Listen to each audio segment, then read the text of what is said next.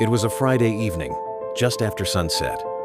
Neon lights painted the streets, the city buzzed with life, and laughter echoed from corners where young souls gathered to escape the weight of the week.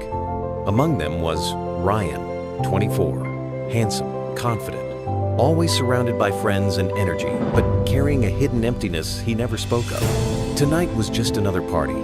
Loud music, flashing lights, drinks, and distraction. Ryan danced, laughed, flirted, as if nothing could ever touch him. His phone buzzed in his pocket. He glanced down. Mom calling. He stared at the screen for a second, then swiped it away. She always calls at the worst times, he muttered, tucking the phone back into his jacket. I'll call her later. He didn't. And that night, everything changed. Ryan grew up in a small town where his mother, Linda, raised him alone. She wasn't perfect, but she was present.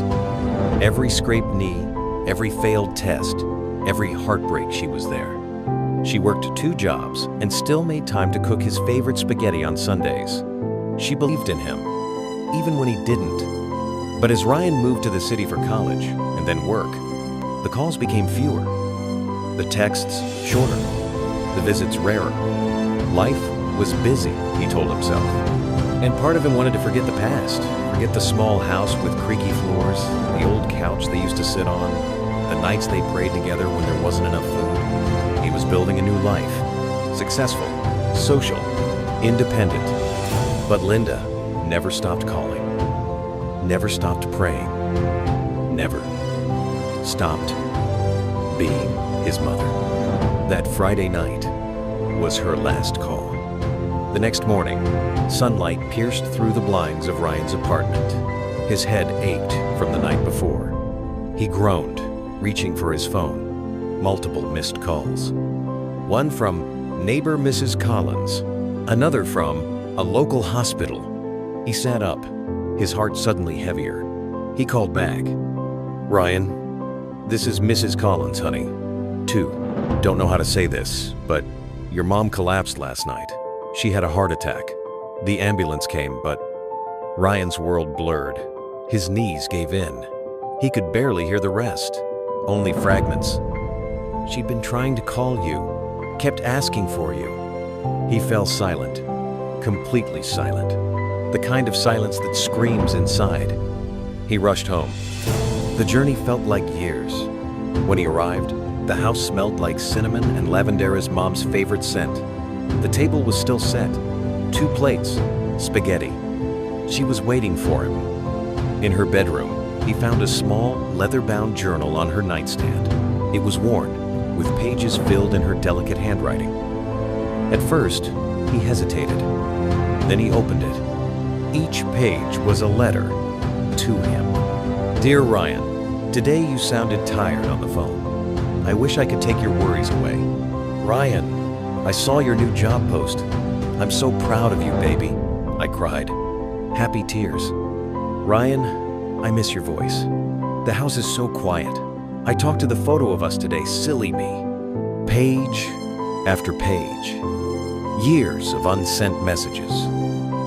Love poured out in ink. Quiet suffering. Endless hope. At the very end, one final entry. Ryan called. I missed it. I was in the bathroom. I called back, but he didn't answer. I hope he's okay. I'll try again later. I cooked his favorite tonight. Maybe he'll surprise me. Ryan broke down. He wept like a child who had lost everything because he had. The funeral was simple. Few people. A quiet service. Ryan stood alone by her grave. The wind cold against his face. He knelt down and whispered, I'm sorry, Mom. I thought I had time. I thought you'd always be there. I was wrong. His voice trembled.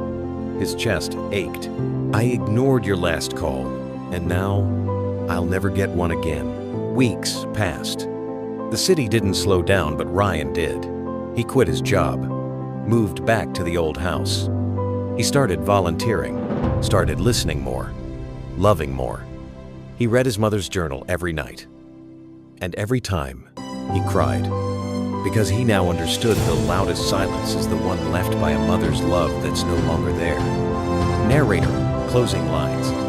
They say time heals all wounds, but some wounds become reminders, permanent whispers in our hearts, telling us to answer the call, send the message, make the visit. Because someday, the phone will stop ringing, and all you'll have is what you didn't say. The last call from Mom. Call her today, before it's too late.